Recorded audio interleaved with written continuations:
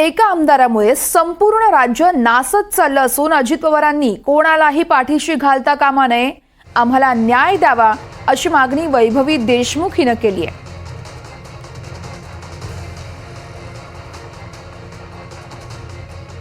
मग आमदारांना माझी विनंती आहे, माझे वडील गेलेत, आम्ही न्याय मागतोय आणि अजितदादांना सुद्धा तीच विनंती करते की आम्हाला लवकरात लवकर न्याय द्या। आज माझे वडील गेलेत, म्हणजे तुम्ही या प्रकरणाची खोलवर जाऊन तपासणी करा आणि माझ्या वडिलांना न्याय मिळवून द्या। तुमच्या पक्षातील एक जे आमदार आहेत त्यांच्यामुळे, म्हणजे आता ते आमदार आहेत त्यांच्यामुळे जो हे राज्य आहे ते नासत चाललंय, त्यांना तुम्ही पाठीमागे घालू नका। त्यांच्या जे ते करतायत त्यांच्यामुळे आज आमच्यासारख्या सर्वसामान्य लोकांचं जगणं मुश्किल झालंय। दादांना मी तीच विनंती करते की दादा तुम्ही त्यांना पाठीमागे घालू उभे आहेत, ते समजा मृतदेह त्यांच्या समोर असताना भले देखील त्यांनीच ते मृतदेह तयार केले त्या शरीराचं, पण एक माणुसकीची भावना म्हणून आपल्या मनात काहीतरी माणुसकी असली पाहिजे। हा प्रश्न आहे आम्हाला की त्यांच्या मनात माणुसकी होती का नाही।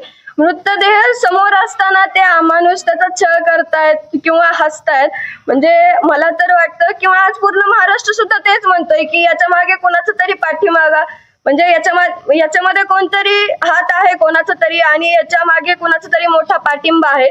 कारण की त्याच्याशिवाय एक व्यक्तीमध्ये माणुसकी असली पाहिजे, ती माणुसकी सगळी बाजूला ठेवून हे अशा प्रकारचे कृत्य घडते।